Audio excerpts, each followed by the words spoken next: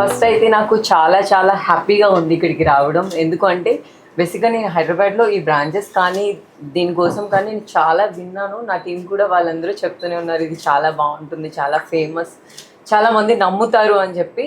First నాకు విజయవాడలో ఈ బ్రాంచ్ పెట్టగానే నాకు చాలా హ్యాపీగా అనిపించింది. ఎందుకంటే నా ఫ్రెండ్స్ ఇక్కడ చాలామంది ఉన్నారు.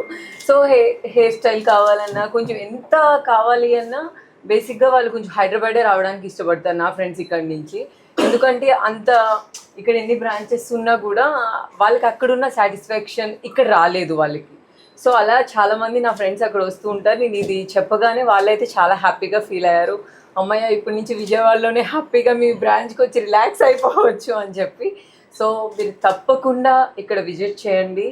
నేను చెప్తున్నాను దీని మీద చాలా చాలా నాకు చాలా నమ్మకం ఉంది. సో మీరు కూడా చాలా హ్యాపీగా ఫీల్ అవుతారు. మన హైదరాబాద్లో వచ్చి మనకి ఆ హ్యాపీనెస్ ఎలా ఉంటుందో సెలూన్స్లో దానికి మించి ఇది తప్పకుండా మీ అందరికీ నచ్చినట్టు రీచ్ అవుతుంది. మీకు ఏది కావాలనుకుంటున్నారో దానికి మించి ఇవ్వడానికి ఇక్కడ టీం ఉన్నారు. సో వీళ్ళైతే చాలా చాలా బాగా అరేంజ్ చేశారు. చాలా బాగుంది, కంఫర్ట్గా ఉంది. సో తప్పకుండా మీరు అందరూ విజిట్ చేయాలి.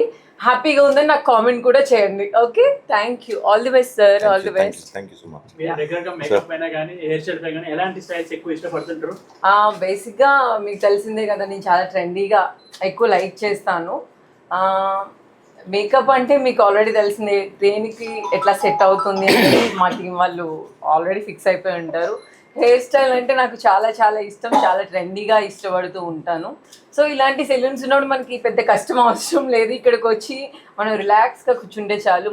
మనల్ని ఎంత ట్రెండీగా చూపించాలో వాళ్ళకి తెలుసు. కాబట్టి ఇలాంటి వాటిని మనం బాగా ఎంకరేజ్ చేయాలి.